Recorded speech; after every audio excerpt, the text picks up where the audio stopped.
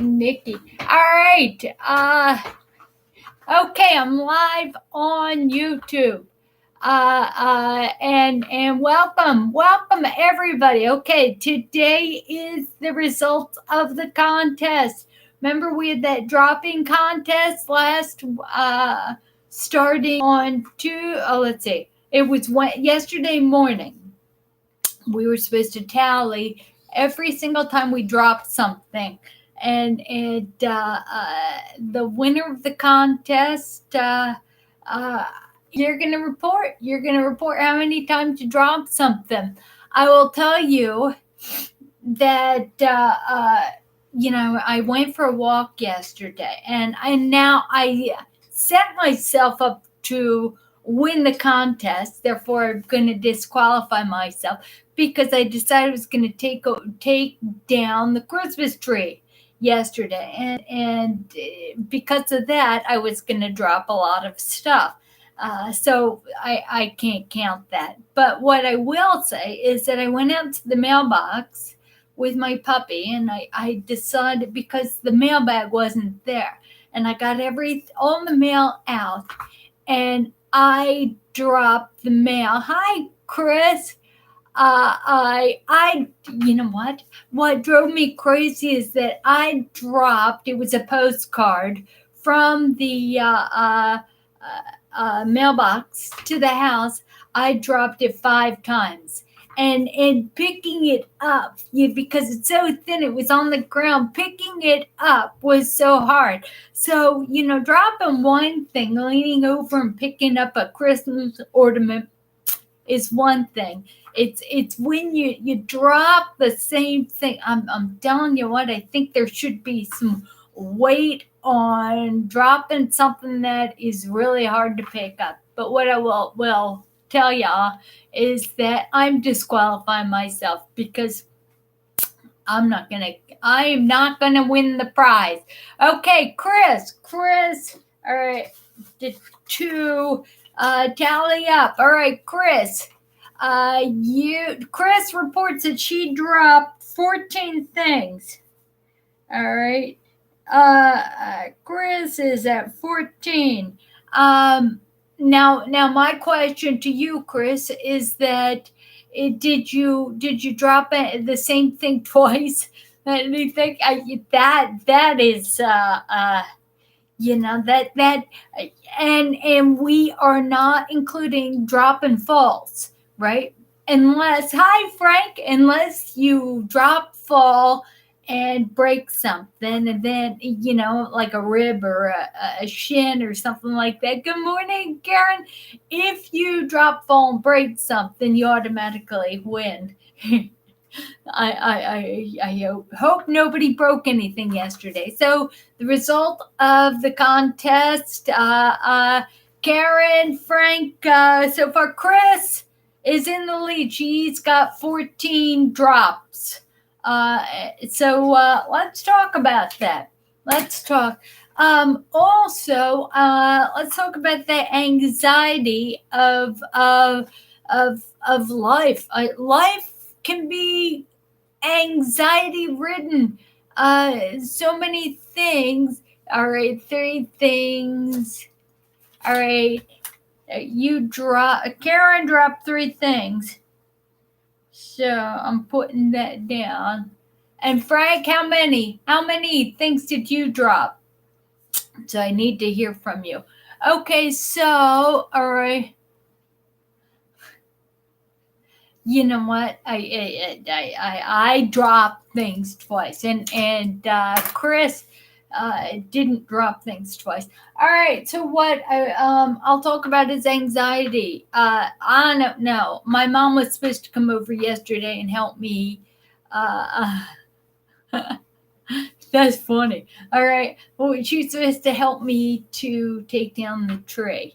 And she called me up and I called her. I said, "Where are you?" It was at 3:00, and I called her up, and she says, "You got the TV on?"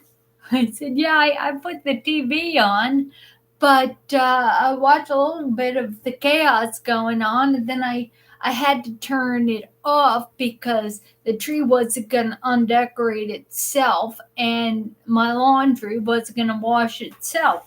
So again, it's a choice to participate in the chaos going on in the world. Doesn't matter where you are politically. It doesn't matter. And one of the things that Mom is on one side of the political spectrum, and I'm on the other side. But I don't want to talk about political stuff. I just want to unload the Christmas tree. It just I've got to tell you guys back to let's just stay in the moment, right? Stay in the moment. And Karen is making me laugh because she only dropped 3 things, but one of the 3 things was so, it should be weighted. She dropped the spaghetti noodles. She dropped spaghetti noodles. Oh, were they cooked, Karen? Were they already cooked? And did you add sauce on it? Was it? Did you have to make more spaghetti noodles? And Frank, all right, Karen dropped 3 things. All right, and Frank dropped 4. That is. All right, Tim, no politics. No politics. Because you got people who are on both sides of the fence. It is, and it's not a, and I'm not going to be pulled in to talking politics because the minute you make a statement like that, Tim, is the minute you put the agenda of what's going on in society above who we are, our struggles with MS. I'm telling you what, I had this MRI, and I just got an email this morning that says they got the results of the MRI. And you know what I did? Instead of finding out about the results of the MRI, I washed my face. Hi, Jan. I washed my face because I had to get ready for this. The MRI will wait. I'm sitting, yesterday I was sitting on the couch and I just wasn't feeling well. And I looked up at the Christmas tree and I knew I had to call my dad because I hadn't talked to my dad for a long time. And that can be stressful because, it can be stressful. I did that, got off the phone, and I'm sitting there, and I'm just, turn off the TV, do what's next, right? Because I'll tell you, it doesn't matter what happens in Congress, in the country. It doesn't matter what happens. I'm still sitting here with the information or the decision. Should I take baclofen? Should I take Ritalin? You know what? How am I going to feel better? It has nothing to do. Because nobody cares outside. You walk over to your next door neighbor.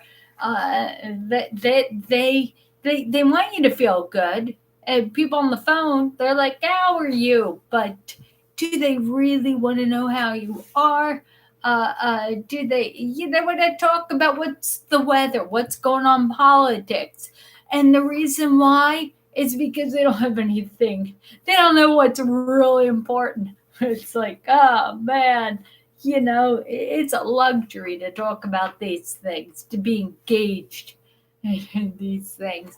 And Frank has a wonderful, wonderful statement. He said, politics divides, and again, let's just love, love it and give each other the support we need.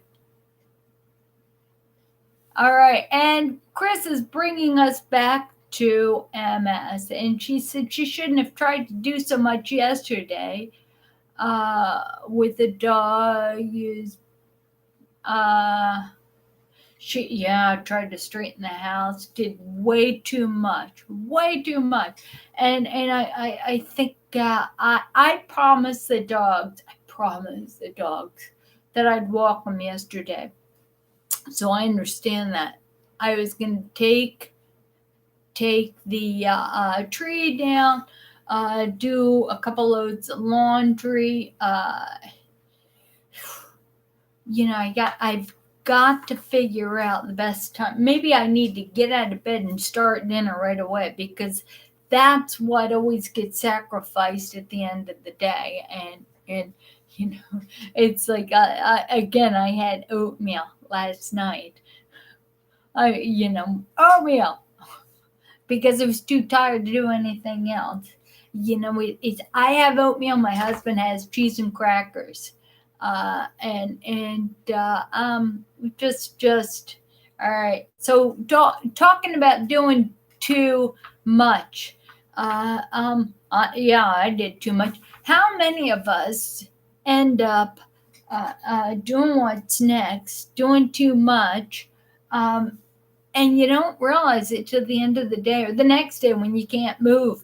I look at, I promised the dogs I'd go for a walk at 3 o'clock. After I changed the wash to the dryer, I took down, hi Cynthia, I took down some of the ornaments on the Christmas tree. And then I'm trying to mail something, and the post office, I paid for the mail packages, but it didn't print out, and I can't get it. I can't. What I decided to do is, instead of getting more frustrated, right? More frustrated at that situation, I just pushed back from the computer and put on my hip flexor assisted device and went for a walk. And you know what? If I thought about going the mile around the block with that walking aid on and my walker, I couldn't make it. But what I did is, even my earphones for music wasn't working. What I did is I concentrated on praying, to be grateful for one step at a time. And I loved each step I took. And I looked at the trees, and I just, they don't have leaves on them. And I just concentrated on just enjoying that and looking at the houses and the people who took down their ornaments outside. Now it still looks like Macy's parade out front. We got way too much stuff out there. So, and the Christmas tree, got to take down the Christmas tree. Maybe I'll do that today. But I've been neglecting going to the gym, and I need to do that. Chris, all right, Chris is,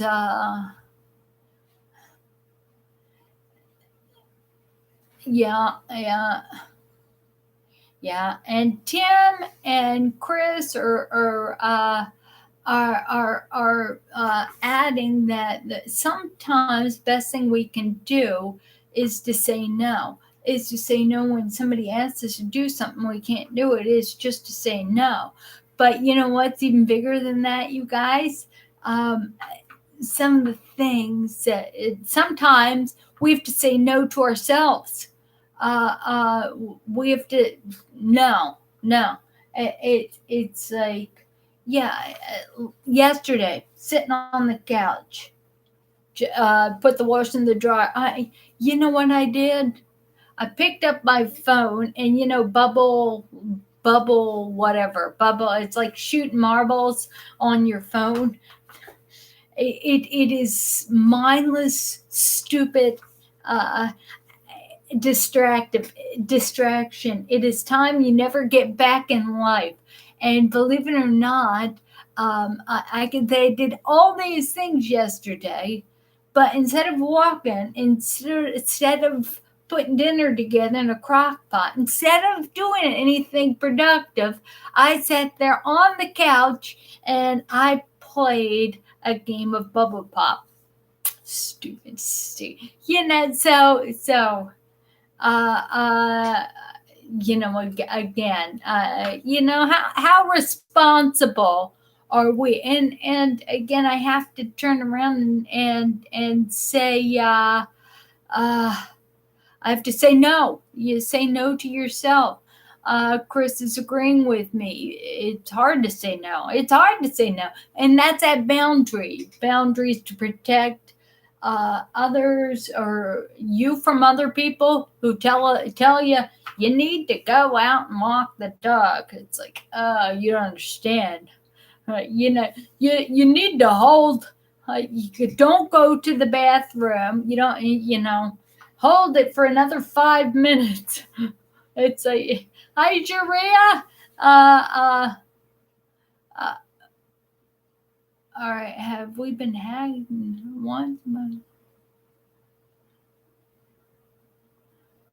All right. No, we haven't been. Sharia, I recognize you sent me an email or a text, text. I haven't gotten a chance to answer you. I'm so sorry. I know everybody's going through something. Okay. All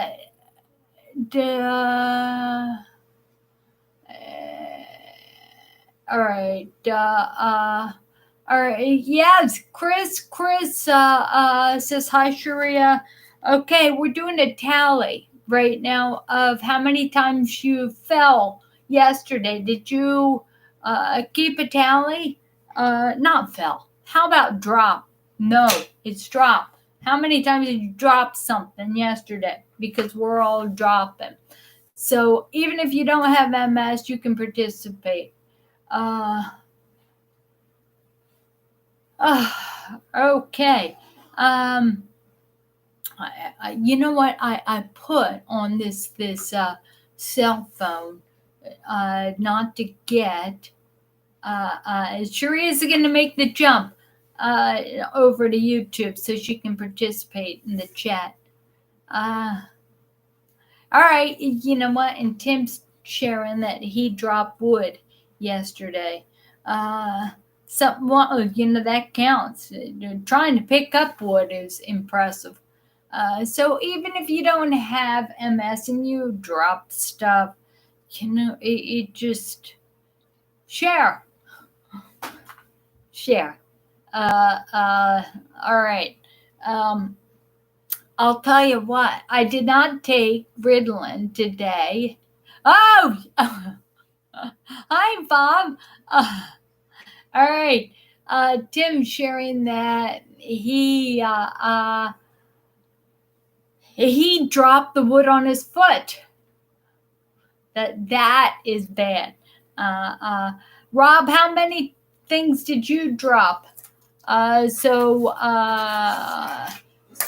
Again. Okay. I know. I'll tell you what. I watched a program last night, and I love medical shows, and it was a real medical show about people going. It was a documentary of emergency rooms and what they're exposed to, and it has gory surgeries, and I love that stuff. I love when they have a gunshot wound and they bring it in and they have to go. They have emergency surgery and figure out where the person's bleeding. So they pull this guy's intestines out and they look at the pancreas and the liver and everything. And I have a lot of fun. But you know what happened yesterday when I was watching my show, watching this, and there's a lot of these things I have recorded. what it was is a guy came in. It was a young guy, 31, and he had diabetes, and he had a sore on his foot that he neglected. He didn't go into the hospital until he thought it was a problem, and when he went in, he looked at it, and he said he only went in to look at the bottom of after he looked at the bottom of his foot, and he thought, "Oh boy, this is bad. This is bad." And the camera showed the bottom of his foot, and it was black. It was gangrene. It was black, and it was very. Hi, Will. Oh, yeah, everybody's here. Okay, share how many things you dropped yesterday. Remember the contest. Okay, so it was black. Now there was a lesson there, and I was thinking, how terrible was it that it was, you know, he ended up needing amputation because there was certain gases, there was problems, and what we need to know when we have MS, and you'll know this because we have circulation problems. Sometimes when you have it for a long time, and your feet will feel cold to the touch of ice, and that's circulation. If you get a blister, it may take longer to heal because of circulation. In the same way, it's very much like diabetes. If you don't have that circulation, then new blood is not circulating to heal that sore. So be aware of every sore, everything. I look at everything. Just watch it, especially on your feet. I noticed I cut a toenail too short, and I had a little bit of a problem with that toenail. So, and it hurt so long. So again, getting a blister, just there's all sorts of things. So be aware of your feet, be aware of your legs, be aware. One of the things this winter I'm having a little bit more problems with is ice cold feet and legs. So when I get in bed at night, my legs, feeling up my legs, my ankles and all will be ice cold. And it'll be cold to the touch. So what I've done, and it is I put a heating. You should get a heating blanket, but I have a heating pad that I put on low, and I try to warm up my legs and my feet. The other thing we can do is get in the shower chair and use a shower to warm it up. All right, Sharia is talking about having her brother had diabetes or has diabetes, and his foot went septic. And that's scary stuff, but in the same light, it's a lesson that we all have to glean. You know, if Romans 8:28 says all things work together for good, then we have to entertain the possibilities that we may be wrong. There may be something in there that is meant to slow us down, and look at ourselves. Like this gentleman, this 31-year-old gentleman, he cried like a baby when the doctor said they had to take his foot off up to halfway up his shin to get rid of all of that infection and the gangrene and stuff. And it is awful as that is for this poor guy. I'm thinking, I want to ask him, did you see a sore? Did you? Granted, the guy had hardly any teeth, so he didn't take care of his teeth either. He looked like a hot mess. He says, I don't know how he eats. I don't know. I don't know. I don't know. All I know is that, yeah, we can be a victim or we can be a volunteer in life. And the way we're a victim is if we don't pay attention. We don't pay attention to our bodies. We don't pay attention to what we're eating.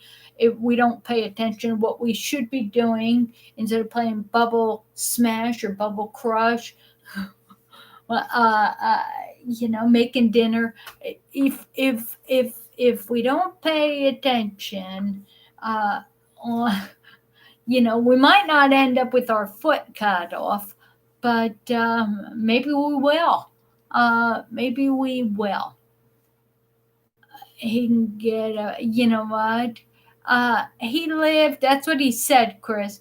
That's exactly what he said. He was, this guy, uh, he looked so much better after they treat him with antibiotics. They took his leg or his foot and part of his leg, and he said, I'm gonna walk again.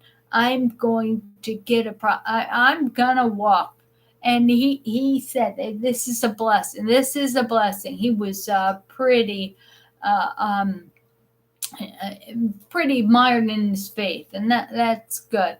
But I just have to remind you, even if you're mired in faith, if you're in a good place with faith, uh, you need to worship God by taking care of business.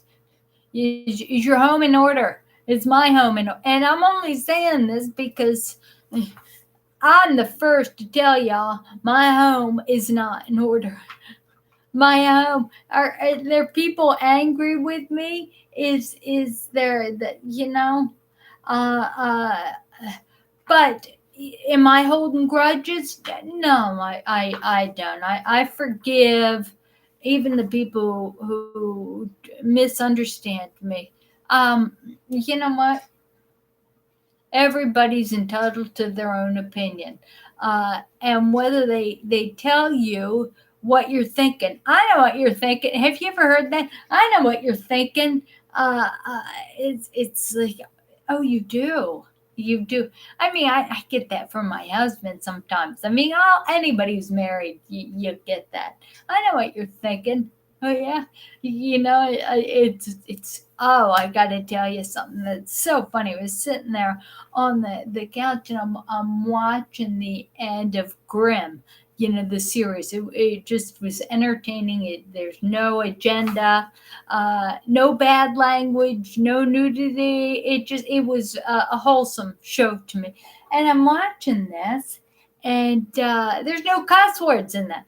And my, I play with the dogs, but the golden retriever keeps bringing a toy to me, and I just throw it for him. But what the golden retriever did is brought it to my husband, and every time the golden retriever brings it, Ranger brings it to my husband, Brian. Brian took the toy and he threw it. And so I'm watching the show, and all of a sudden I'm hit by the toy. Threw it to me, and it would be on my lap. And it was about the fourth time. I said, you throw that thing one more time at me, and I'm going to take my glass of water and I'm going to throw it at you. And he laughed. He's like, yeah. He says, oh yeah, oh yeah. You throw that at me. Oh yeah. All right, here we go. And I laughed so hard, and he says, yeah, that's my Jersey girl. You just. He says that's you. That's you. But what Jesus says, forgive other people. What 7 times 70? I'll forgive other people. What, your permission to throw your fist ups where my nose begins and hit me with the dog toy the third time, it's on. It's on. It's so funny. It's so funny. he came up because I've had to change the band-aids of the dermatologist. I removed 2 spots, and where he removed the spots, they were deep wounds that I had to replace the band-aid and put antibiotic cream. So I asked my husband, one is on my back, and I asked my husband, can you come in? And every day he's been changing the dressing for me, which, by the way, get the Band-Aid ready, and I lean over and I drop those. I don't know if anybody changes Band-Aids, but they make those plastic. You know how many times it's 100%. They fall on the floor, and you'll pick them up, and somehow they end up on the floor again. Oh my gosh! Hi there, Jane. So Brian comes up to change the Band-Aid on my back, and you know what he does? He doesn't, get one in, and so they rip it at a time, a little bit at a time. He grabs one in and rips the whole thing off. Oh my gosh! Hello, I turned around and oh my gosh, how. It was on, depending on how bad it hurts. Not going after somebody is I turned and looked at him, and that's all. So he's much more gentle. But anyway, Jane. Hi, Jane. How many things did you drop yesterday? Uh, uh, oh, that is funny. All right, Chris is her husband. Oh, two. I dropped the same thing 4 times. Yeah, that's. Oh yeah, 20. Ah, that's funny. Chris is giving me boxing suggestions. All right, thumb out of the fist when you go to hit somebody. That's good. Thank you. But you know what? We're supposed to forgive. Be the first to forgive until Jane is 4. All right, I gotta write that down. Is 4. Tim is Tim. I'm giving you 2. All right. Oh, Jane is 2. Sorry. But yeah, that's good. That's good. The thumb on the outside. No, I. You know what? There's a saying. Instead of doing, hi Karen, instead of doing your knee-jerk reaction, right? He ripped that Band-Aid off. My knee-jerk reaction is to give him a punch, right? With a thumb out. That is a knee-jerk reaction. But in order to foster the peaceful side of myself, I do the opposite of knee-jerk reaction. The opposite. So when he rips it over, give him that, I rips that Band-Aid off, give him that look, the stink eye, and then I hug him, and I very carefully, very sinister, like in sickly, sweet, syrupy voice, I say, that strike 1 and 2. Please be more gentle in the future. It just, of course, that's kind of scary. It reminds me, in fact, you'll let me, years and years ago, I had IV Solumedrol, and it was 5 days. I had 5 days. I had 1 gram or 1,000 milligrams of Solumetrol every day to stop an attack. Um, my husband, he's fiery. He comes in when I've done the fifth day, and he said, and he started getting fuzzy with me, and I said, "You want to fight? You want to fight? Oh, good, cause I'm in the mood." And I'm in the mood. He turned around, walked right out the door. Because the Solumetrol steroids uh, can make us homicidal. Makes manic. I got manic, homicidal, and boy, I'll tell you what. Those were the days. How clean the house got. I would re-roof the house. My first time, when in the 90s they put me in the hospital when I had optic neuritis, and I was in the study program to get.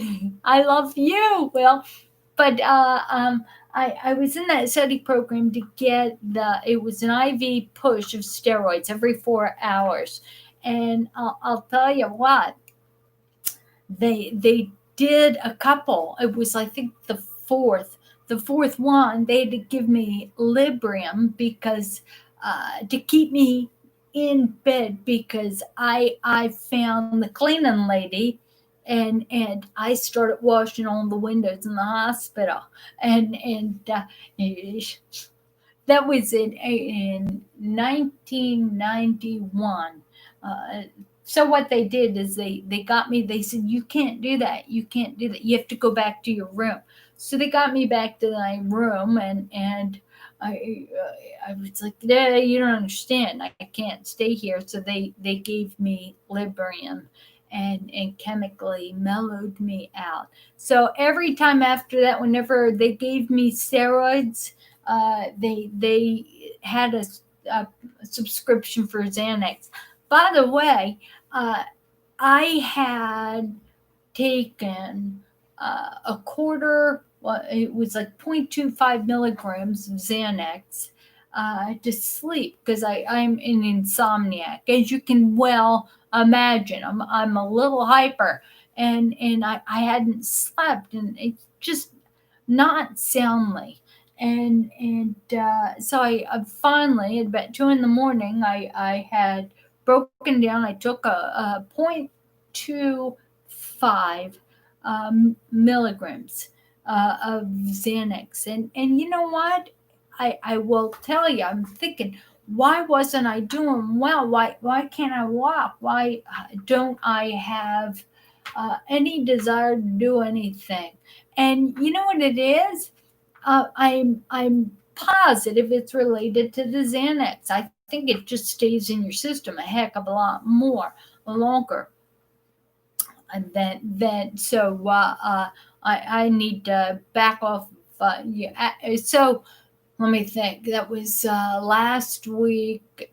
2 nights ago, I made the commitment that I'm gonna wean myself off of Xanax, and what is this? All right, I'm wearing a shirt under this there, because this is too low. By the way, this here, my husband got me this for Christmas. This shirt. Uh, and it finally came in yesterday. So I'm happy about that. All right, I forget what I was talking about. Uh, Thank you, Chris. Thank you.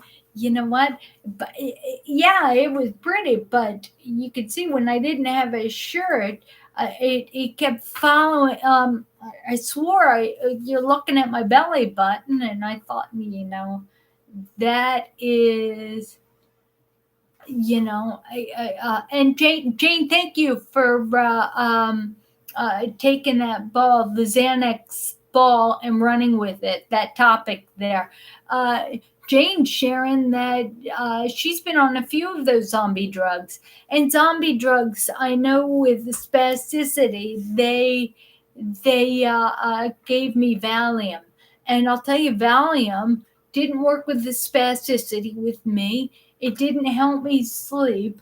And it just, so I had a whole bottle of Valium that, I thought, I gave back to the fire department. I don't know why they fill things at the drugstore. And then CVS will put you on automatic refill. So you'll go down and to pick up your medications, and all of a sudden they've got something with 10, I don't know, they refill everything. And I don't know.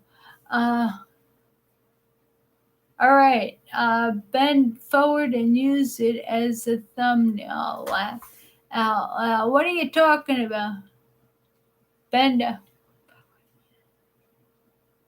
All right, I don't know what you're talking about, Jane. All right, thank you. Karen says. Karen gave me a time check.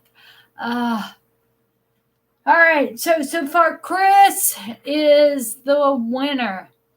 All right, Chris is talking about taking Benadryl. Yeah, and Benadryl, taking her out. Yeah, where she fell down the stairs. All right, here we go. What I will say about Benadryl is I've read studies. You guys know I like chemicals. Studies on Benadryl, and one of the things, the problems with Benadryl may be an antihistamine, but it's been linked with memory lapses, with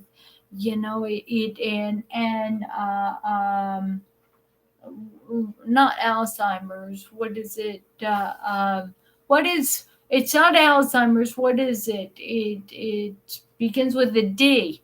It's when you can't what is that? What is it? All right, I get an MS block there. It's I can't believe it. I just can't remember that word. Dementia. Thank you. Oh, you guys are all on. Thank you, Jane and Chris. And Will. All right. So Karen's talking about Lexapro. All right, Karen just said. All right. All right. Chris says, she just takes Klonopin, Baclofen, and Lexapro. Karen says she takes Lexapro. What is Lexapro? All right, I don't know Lexapro. Klonopin. I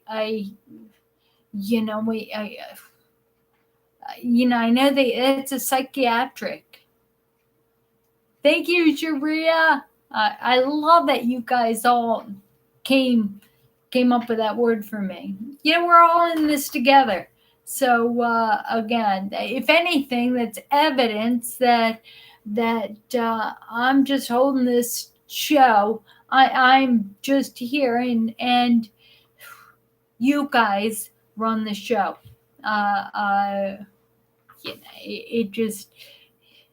It is amazing. Before Lexapro is an antidepressant.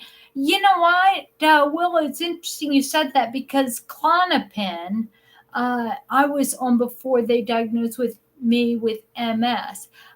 They traced me back in my teens to having. They thought I had psychiatric problems. It ended up being they traced it to a psychosis that was linked to an MS attack at the time. But at the time, the psychosis they treated with Klonopin. And I believe the Klonopin wasn't that antipsychotic medication. I don't know. Karen, you're giving me dementia. Thank you. Is there a delay? But anyway, it just those I'm not big. The problem with put me on the big screen, uh, what is that? That is am I should be on Facebook Live on the big screen. I know you can watch me that way. Also YouTube Live. Yeah, I don't know. You know what? I will tell you that I rarely watch these sessions afterwards, and the reason why is I'll sit there and I'll watch some of the I think, oh my gosh, that show was so great. It was so great. Oh, you know what? God spoke through me, and it spoke through you guys. It was brilliant. And then I'll put it on, and I'll look at myself, and I'll just watch about 3 minutes of it, and I can't stand my voice, and I'll get uh, I get embarrassed. I get embarrassed. So I turn it off. I just I can't. So if anything that I'm saying is helping you, that's great. That is great. Klonopin's a mild antidepressant, or Lexapro is you know what? Maybe I need to consider that, because I take what do I take? Zoloft, the sertraline. You know what? I take 150 milligrams of sertraline, because without it, yeah, I'm depressed. I experience clinical depression.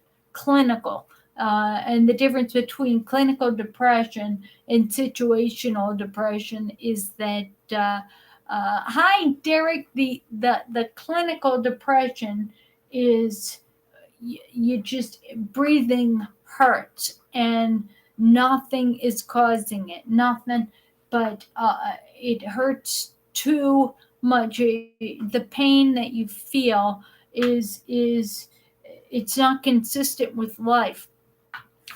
And when I have experienced it, I understand, when you're clinically depressed, suicide isn't about skirting your responsibilities.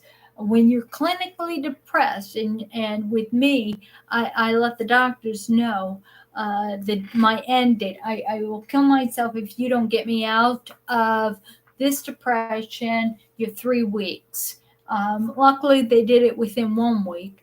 But what it was is, to me, if they didn't have medicine to get me out of it, I could live in this pain logically for 3 weeks, where I felt nothing. I just, nothing made me happy. I could live like that. But it was, it to me, it was going to be a release of the pain. So I have a different understanding of that clinical depression, versus situational depression, which I've had as well. Situational depression is when you've been dumped by your husband, or when you first get diagnosed with MS and you can't deal with it. It's there, or you have a baby and you're going through postpartum depression. That's situational depression. Let's see. Yeah, that's right. All right, Karen is, yeah, All right, you know what? And Karen, you're talking about Lexapro, right? Karen, clarify. Karen saying Lexapro, I believe, has helped with her MS symptoms. Uh, it's really helped, but she took it for some of the natural female experiences. You know what, Jane? Yeah, because different antidepressants work or don't work. And what happened is when I was on another antidepressant that stopped working when I experienced that clinical depression, and you know what? I can sit there yesterday on the couch and say, "Oh, I don't feel like doing anything," but there's a difference between uh, uh,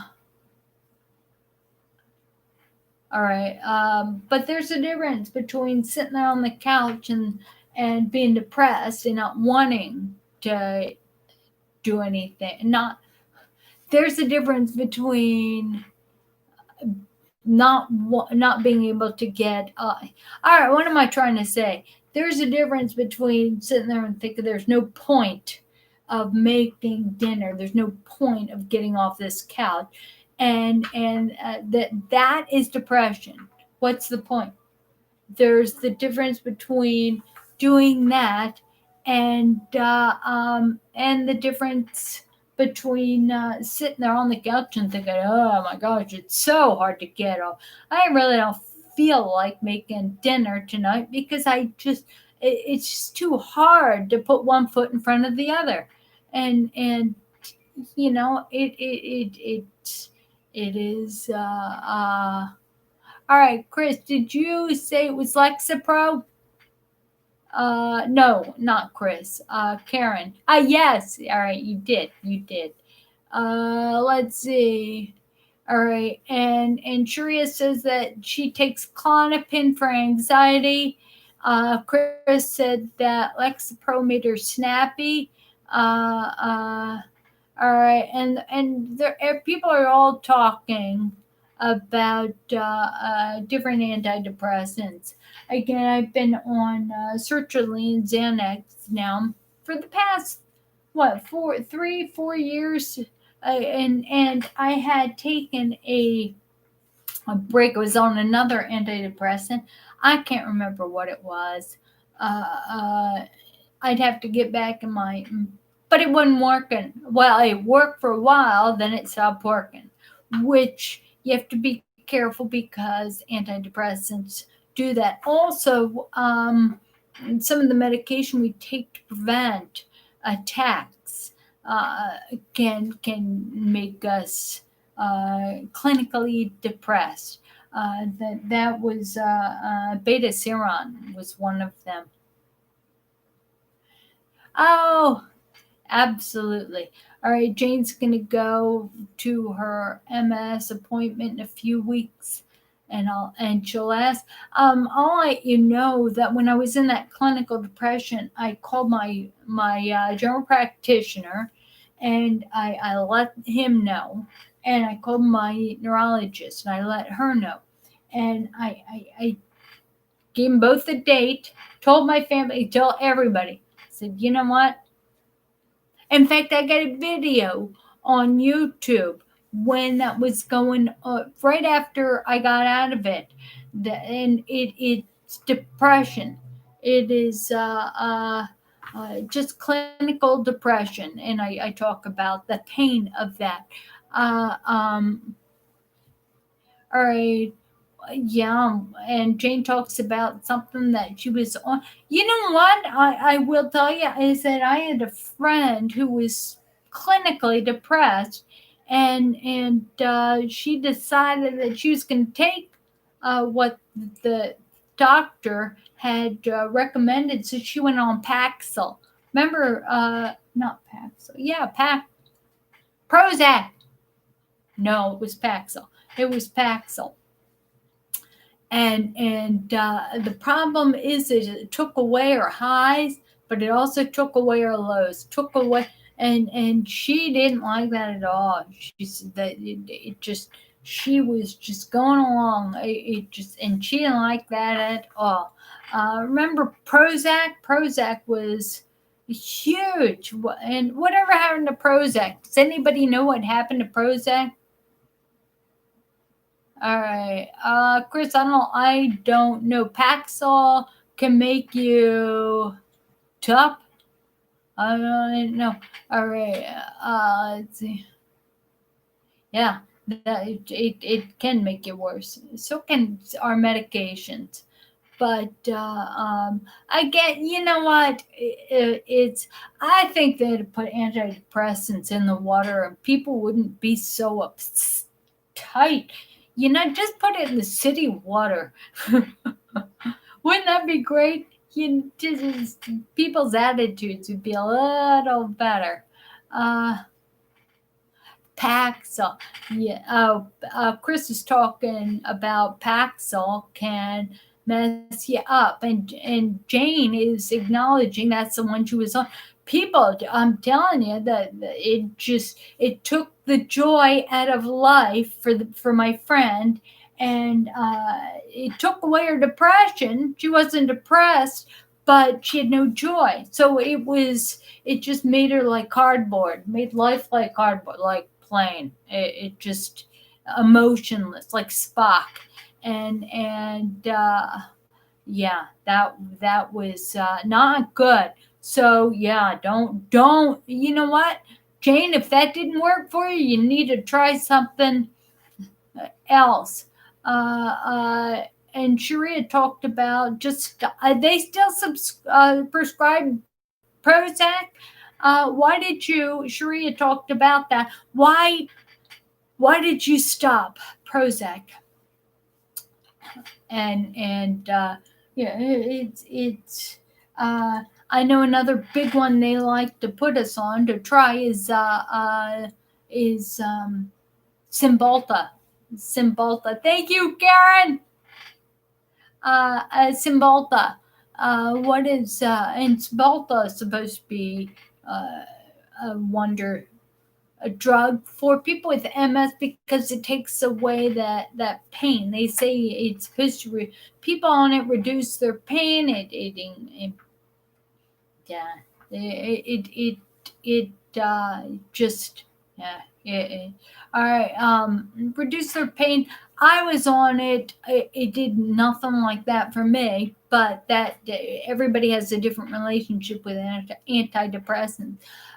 Jane's sharing that it made her depression worse. She slept a lot and gained weight. I think that's what Prozac was known to do also.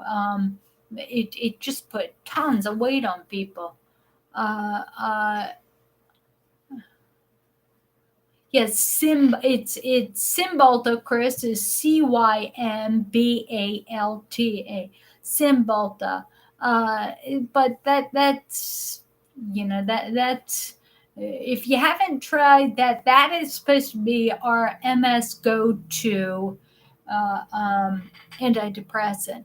Uh, you know what I take for my insomnia every night, I have for 20 years, is Impermine, trazodone.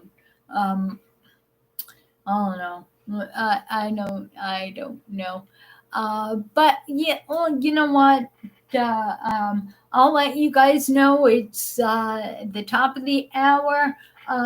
Chris is our winner with the dropping contest yesterday, and we'll have another contest. So, Chris, you'll get a prize. Uh, love you all. Please follow me on Facebook if you see this on YouTube. Subscribe to my channel. I love you all. Go to msfrontiers.org and see the just see the resources we have for you. Exactly. Uh, anyway, if you want that peace which surpasses all understanding, ask Jesus. You know what? If you're just tired of doing it your own way, just let God, let God take it from you. It's a just say Jesus. You know what? I've done it my way, and I can't get the good in life. It's pride. I just can't get the good in life to last. And the only way I hear it's gonna last is by you providing that for me. So I'm willing to trust you. I'm willing to turn it over to you, and I'm willing to let you be my Lord and Savior. Let you so I know that I'm a sinner and I make mistakes, and I know you're my Savior. Please come into my life and make me instrument of thy peace and give me joy. In Jesus' name I pray. Amen. Anyway, I will see you all next Tuesday. God bless you.